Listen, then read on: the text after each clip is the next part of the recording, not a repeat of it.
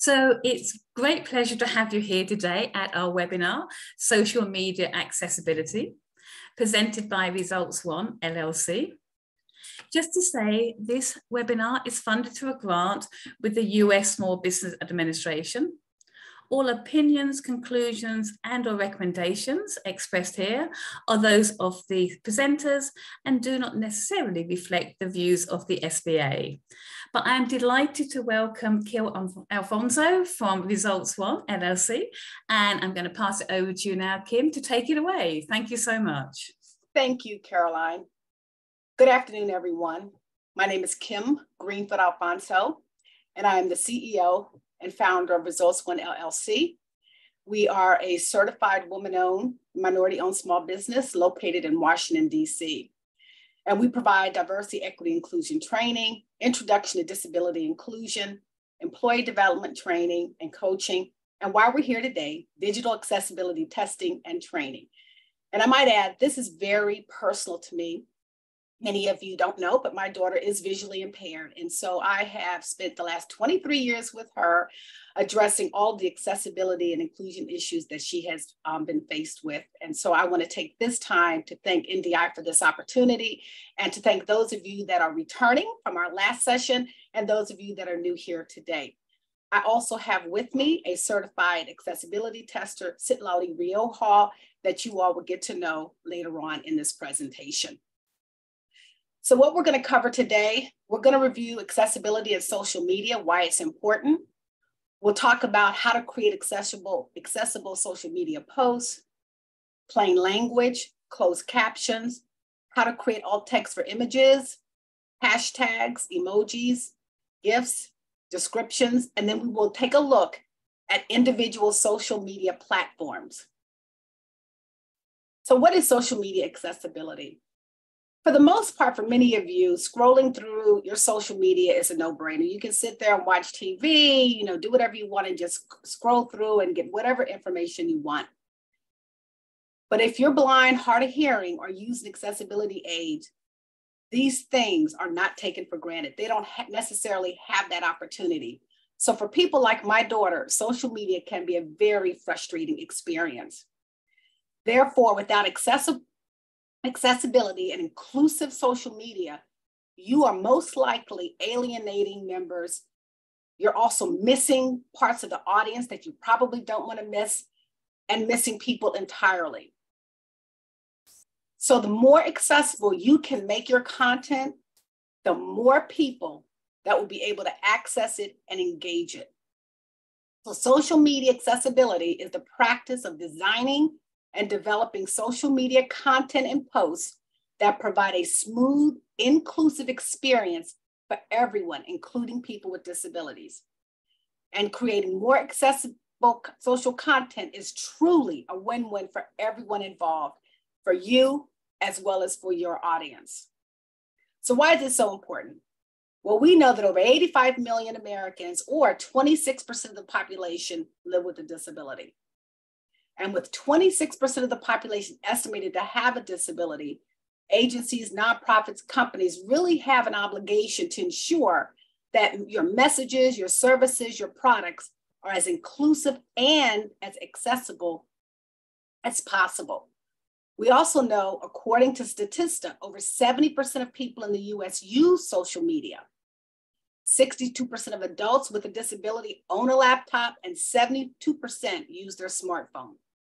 And so what we do know is more and more organizations are using social media to conduct outreach, marketing, recruit job candidates, and encourage workplace productivity. And for example, we know that 84% of organizations are using social media as a recruiting tool, and you really don't want to miss out on that 26% of the population. We also know that most, if not all, social media platforms have provided a tool set for you to use to create an accessible post.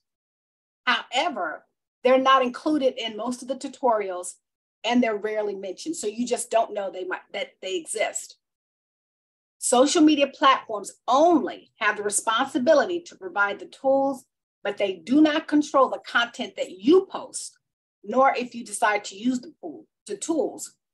So all content you post is truly your responsibility. And the way you create the post will be defined by the platform you use. And so we're going to take a look at the different platforms. And that's the purpose of this training, is to provide you with the basic guidelines for creating accessible content for your posts. In closing, as Haben Girma, disability rights advocate, said, disability is something that touches all of our lives at some point, whether it's family members or friends or coworkers. So it's not just for an imaginary other. It could be for your future selves. So it really does benefit all of us to invest in accessibility. I will now turn it over to Citlali Rioja. Thank you, Kim. Hi, everyone. My name is Citlali Rioja. I am an accessibility tester. I am an accessibility specialist, and I am also visually impaired.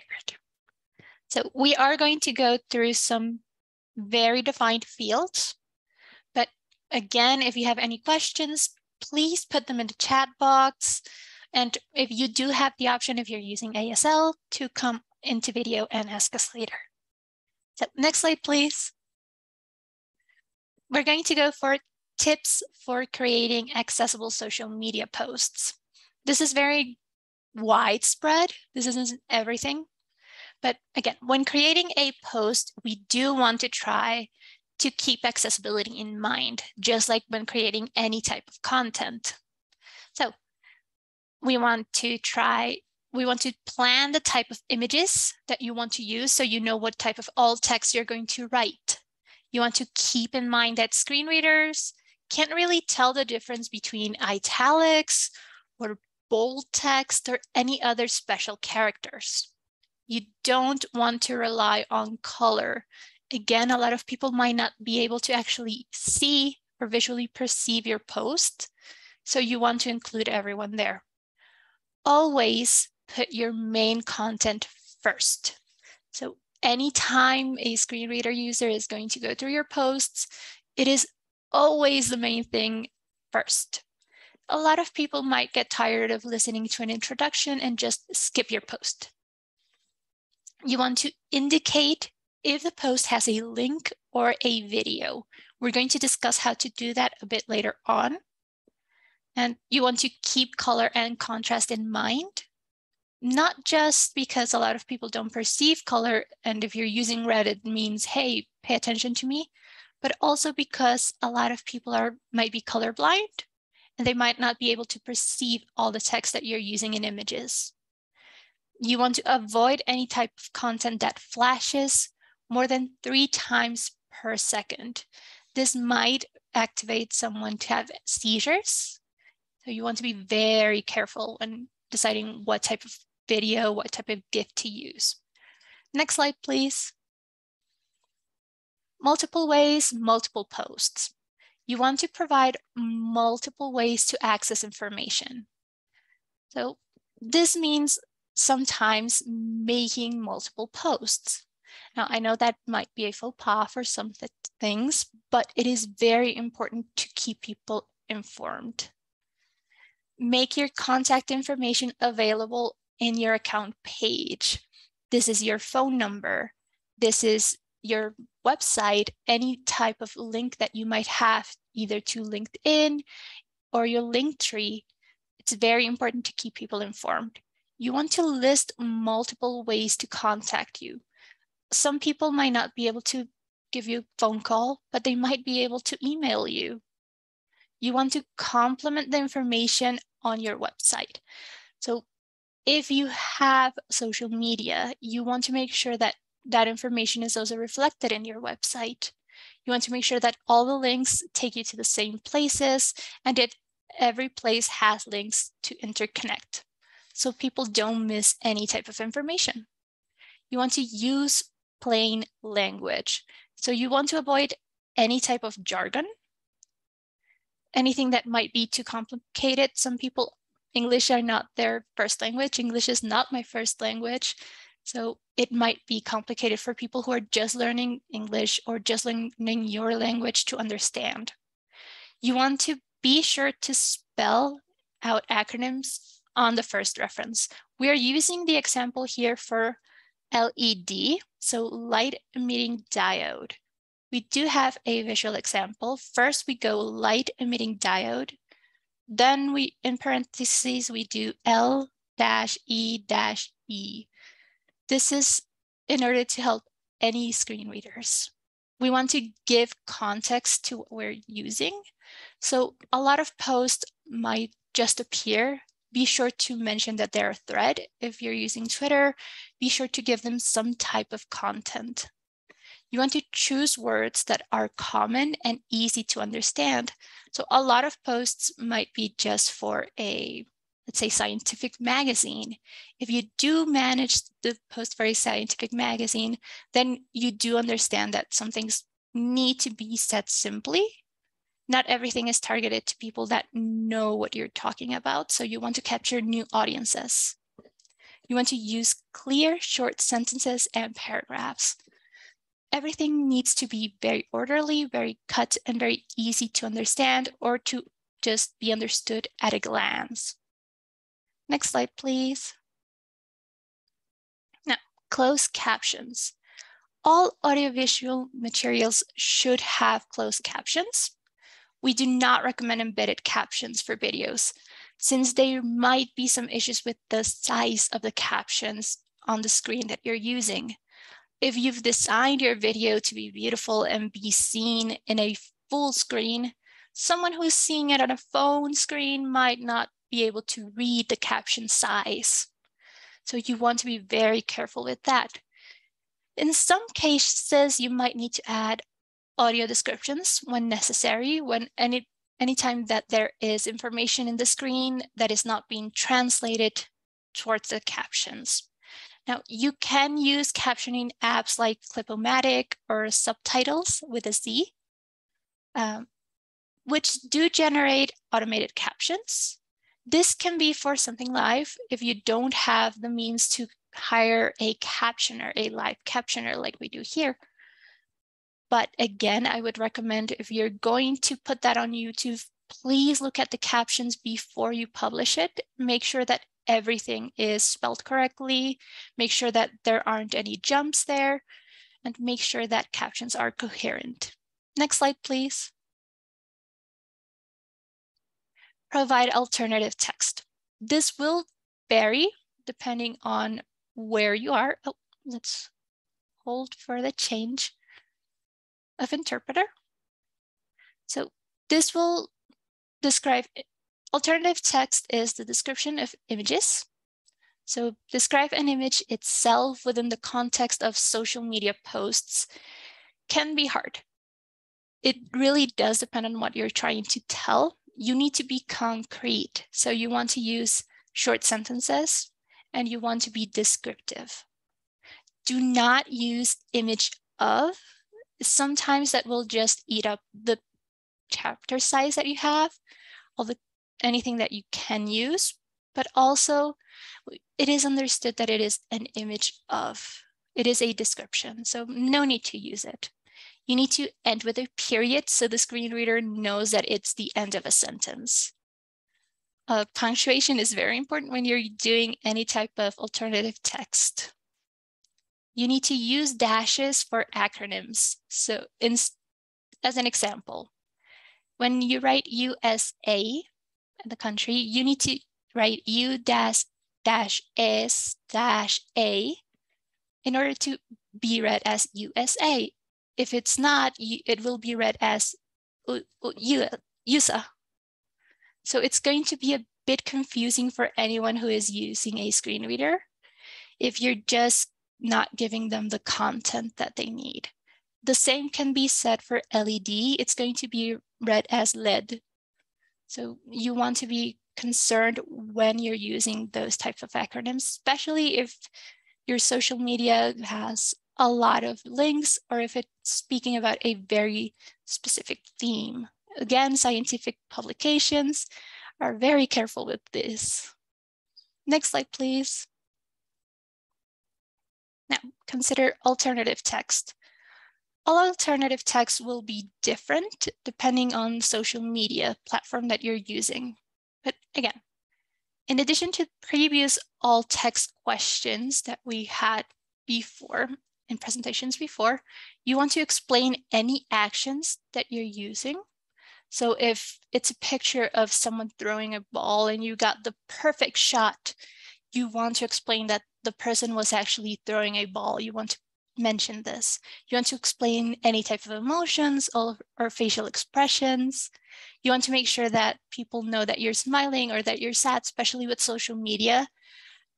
Emotions are very easy to communicate visually, but not so much if you don't have that visual context. You want to give a source. If the picture isn't yours, please link someone. Please give due honor to whoever's picture it is. And you want to describe any details that might be important. This can be something happening in the background that's part of the joke, or if you're in a concert, you want to mention that you're in a concert. You want to give people the context to understand your post. Next slide, please. Now, we're using accessible hashtags. We want to try to use camel case hashtags. Now, camel case means capitalizing the first letter for every word for the hashtag, which makes the hashtag appear like humps from a camel, hence camel case. Put the hashtags at the end of the posts. Now, some people would like to put it in the middle of sentences or make the word a hashtag. Again, this can be hard to read, and some screen readers, some phones sometimes have a glitch that might just stop them at the hashtag. So we want to avoid this. As an example, we have babes with mobility aids. This is an accessibility post, and a lot of women, a lot of people with accessibility aids tend to post here, especially on Instagram. We also have Read Instead, which is for the autistic community. So there are hashtags that are just dedicated to accessibility, to disabilities, and to the people in the communities. So please pay attention to them while you're in social media. Next slide, please. Use accessible emoji or emoticons. Now, emoticons are not really recommended anymore because whenever you're trying to use an emoticon, you might just get what makes the emoticon. You don't have the visual example to let you know. So if you're using a shrug or you're trying to make a shrug emoticon, you will actually get macron / underline katakana underline / macron.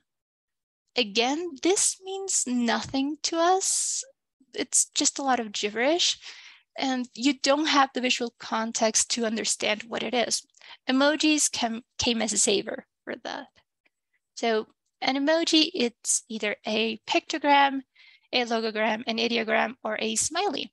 It is embedded with text usually, so you don't need to put alternative texts on emojis unless it's a separate image.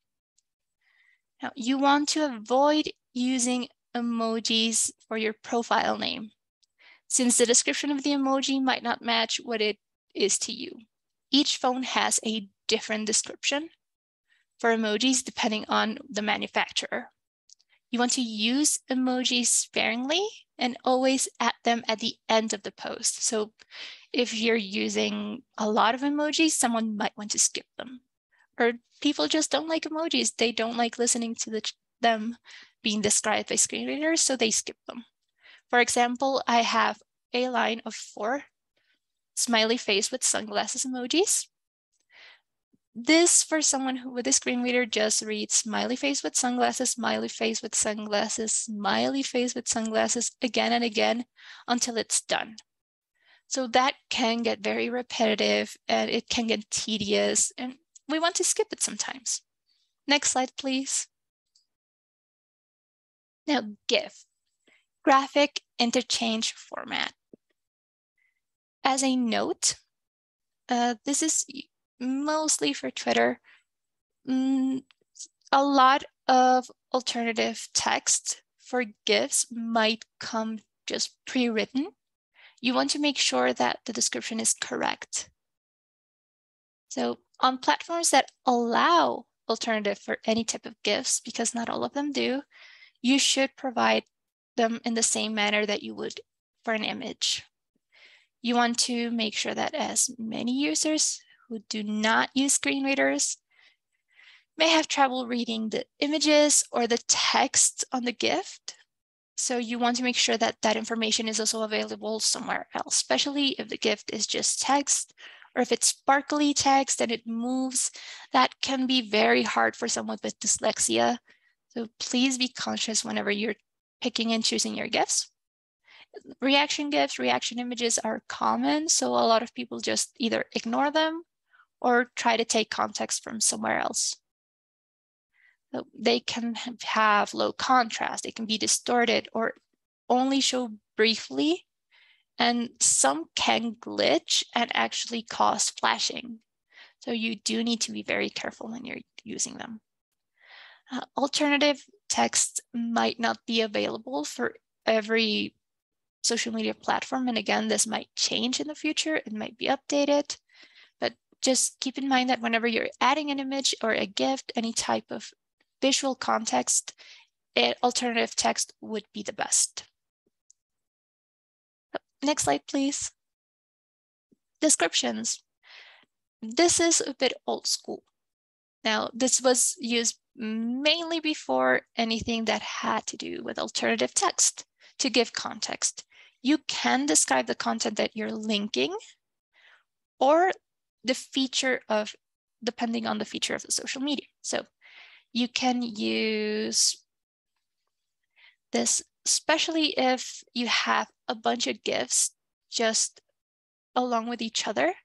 You can use them as, let's say, ID, the 3 GIFs from the Addams Family 1991. So this would ID especially what it is showing. It would give you context. You can separate them. You can say, number 1, this is what's happening. This is what's happening. Number 2, is what's happening. Number 3, this is what's happening. So you would have all that description in any type of notes, any type of description for the post itself.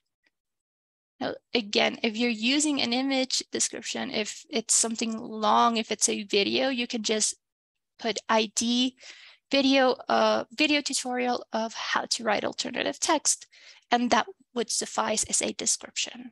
So if people are not interested, they might not hear it, they might watch it, but it is important to identify what it is. So you can identify it as a PIC, P-I-C, as a video, as audio, or as a GIF. It really does depend on what platform you're using, and a lot of descriptions are not popular anymore. But mostly Tumblr uses this types of descriptions. Next slide, please. So we're going to go for accessibility by social media platform. Now we're going to go through number 1, YouTube. Now, YouTube does have auto-generated captions. You can transcribe them or upload them as a supported file. Now, you do need to check automated captions. Machine learning isn't perfect, so you do need to check for accuracy. You need to correct any type of errors that might be in the captions, especially with any type of name. If you're using a brand name, it might not be correct. If your name is hard to spell, it might not be correct. If you stutter, especially, captions can really help you. And it does help with SEO. So it does help people just find your videos faster. You need to make sure that any automated captions are available, especially in English for YouTube Live. You need to, again, correct any misspellings. And if you don't feel comfortable with it, you can take things like, and any type of any type of that you might have. So it's very important for some people that just can't stand it, or it's important for some people that might not be able to understand them. Again, any type of context is important. So Even if making jokes is very fun in captions and it's sometimes appreciated, please keep in mind that many depend on visual cues. So if you are trying to make a joke with the captions, please make sure that you include a description of what's happening in your screen or visually, or any type of sound that might give the captions, make the captions funny or might complete your joke. Give that also, make them included in the captions. So ensure that any type of text that may appear on screen will also appear in the captions. This can be something that's appearing in the background. My background right now has a Results One, so that might not have appeared on any type of description before. We do need to make sure that a lot of people have all the context before. Next slide, please. So, how to add captions on YouTube. First things first, you need to sign into your YouTube studio. From there, on the left menu, you need to select subtitles. That would be part of the main menu. You need to go and click on video that you want to edit or the video that you are editing now. You need to go to add language and then select your language. Under subtitles, you can click add. Now there are video tutorials for this, there are presentations for this, but you do need to make sure that if you already have captions written out, they are in the correct form. So if you're using a SRT file, you can just upload that. If you did automated captions and you want to just check, you can check them on Edit Captions, just on the YouTube menu. Next slide, please. So we're going for Facebook. Facebook also uses automated alt text, but you can write your own. You always need to review the text. Automation isn't perfect, and some descriptions might be weird or they might have misinterpreted. There was a lot of confusion between dogs, I believe, and just flower pots at some point. So you do need to make sure that some things are correct. You can insert your captions manually on your own, or you can add private companies that will provide that for you. So on regular and live videos too, you need to add video captions. They can be added again at a subrip SRT file format. Captions can also be added to Facebook Reels or Stories by adding text and typing captions manually. Again, that might be a bit too much work for you. There are companies that can do this. If you manage Facebook business pages, you can click on the subtitles and captions button and automatically generate those captions. Next slide, please. So Facebook has 100 characters, a character limit of 100 for alternative text. You need to add them on mobile, you need to go to the post. You can tap on the photo that you've added. You can tap to the right or hold, and then you can tap edit alt text. Or when you are adding the picture itself, before you post it, you can add it then. On PC, you can see the edit alt text for the photo before you post it. That would be preferable. Now you can click on the photo or video on the top of the feed, then select the photo you want to add. Then you can hover over the photo or you can select it, go through it with your tab key and just go to edit. Again, this can be automatically selected, and this sometimes it can be automatically written. It is an option that you can have whenever you're in your selections preferences. Next slide, please. Thank you, Kim. So in Twitter, you can ensure good color and contrast levels between the background of the avatar and your bio information. So the avatar and your background do need to pop, or if it's a whole image, please make sure that it can be read as such, or it can be seen as such. If there is text just in the background, make sure that it can be read. This is something very important. The bio information, since it can be it can cause some interference with the background, please make sure that the color of the text that you're using doesn't melt or doesn't hurt the eyes whenever they're being used. You can use auto captions that are available for all videos shared on Twitter. You can use prefixes before any type of tweets. So photos, videos, or audio. So photo would be pic, P-I-C. Videos would be video. Audio would be audio. And just like with hashtags and emojis, place the mentions at the end of the tweet. This again can cause some issues with screen readers, and they can stop just after the mention and the rest of the tweet might not be read. So you want to be very careful with how you're using them. Next slide, please. Oh, thank you.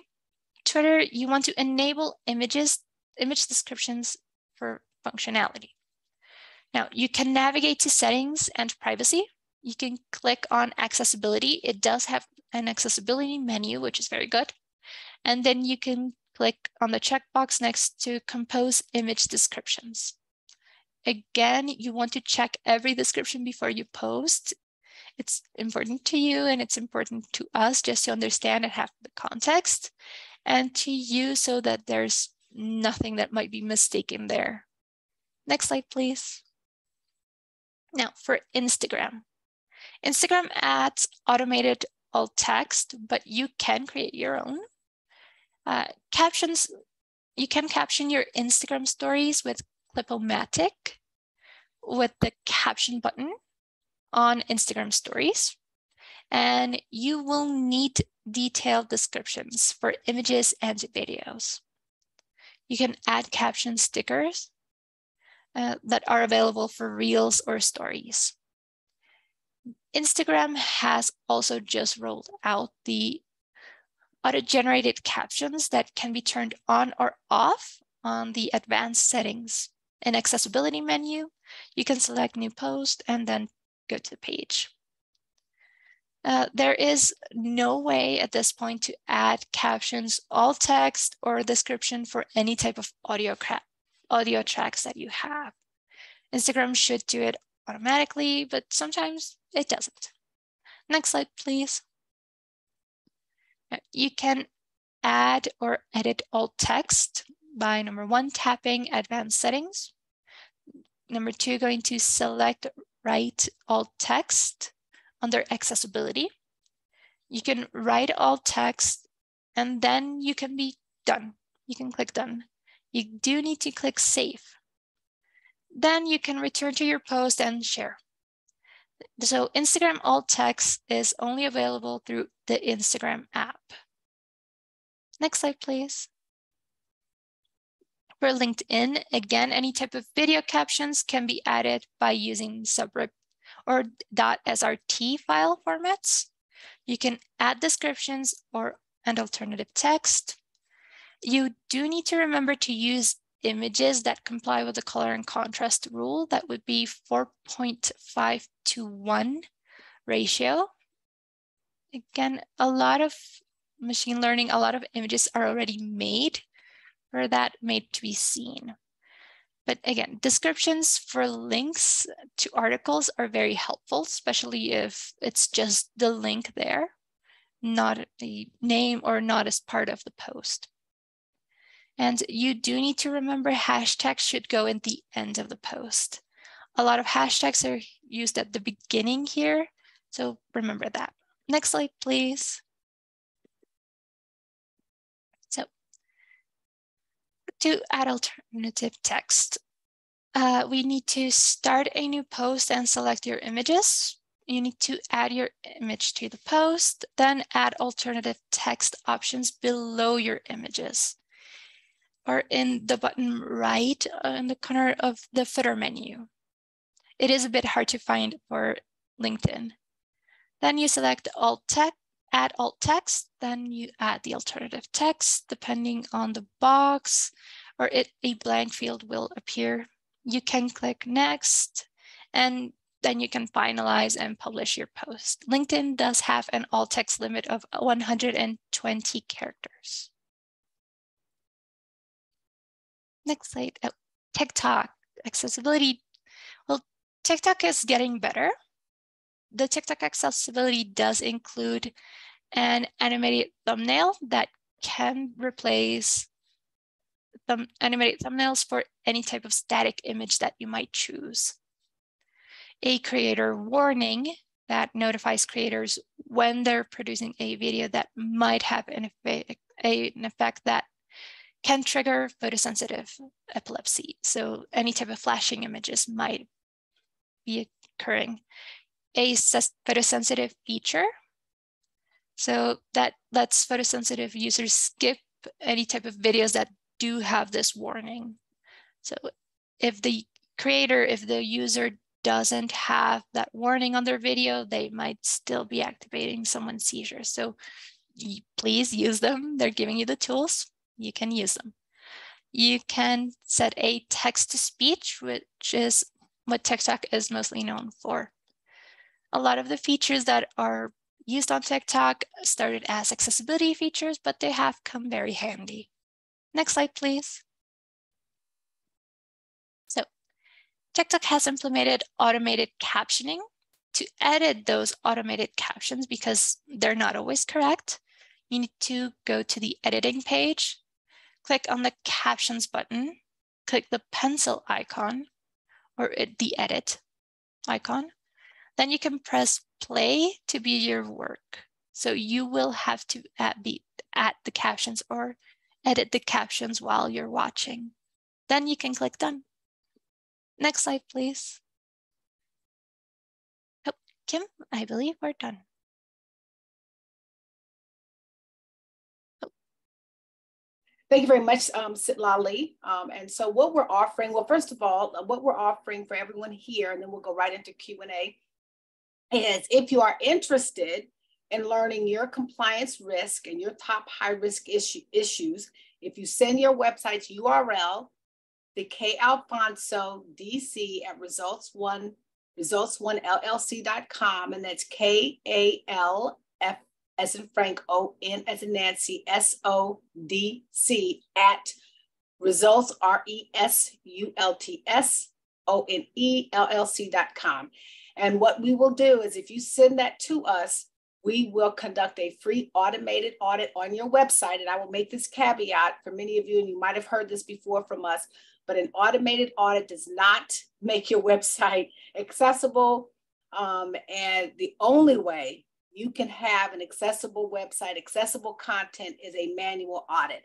But what it will do is it will identify your high risk areas. And so we will then have a 30-minute session with you for free to review your high risk issues. So again, if you'll send your website's URL. Next, just to let you all also know, we do have additional trainings available. Many of you already had the creating accessible content, the basics. Today, social media and accessibility. Next month, and you'll see it on another slide, creating accessible PDFs. We also have trainings in introduction to assistive technology, introduction to disability inclusion, and inclusive practices for conducting accessible virtual meetings. And then now I will open it up to any Q&A, any questions that you might have. And let's see. Okay. So, hi, Kim, this is yes. Lexi. I was just going to say, we haven't had any questions come into the chat box yet. Okay. Participants are still welcome to type in a question if you have one, but I haven't seen any come in as of yet. Okay, fine. And if you want to just open up and unmute, you can also. And again, if you think about questions later, you can certainly feel free to email us with any of your questions and we'll certainly get back to you. And so if there are no more questions, that I am going to thank everybody for their time. I am going to now turn it back over to NDI. They will be reviewing some of the upcoming events. So thank you very much. Oh, wait a minute, let me just make sure that, oh, here's a question. Okay, Sitlali, do you suggest using both alt text and image descriptions? No, image descriptions are there for when alternative text is not available. So if you are using mobile, you can either tap on the image or you can click on the image, hover over it, and you will get your alternative text just to read it. Okay. All right. Any other questions? Okay. I will again thank you all so very much, and I will now turn it over to India.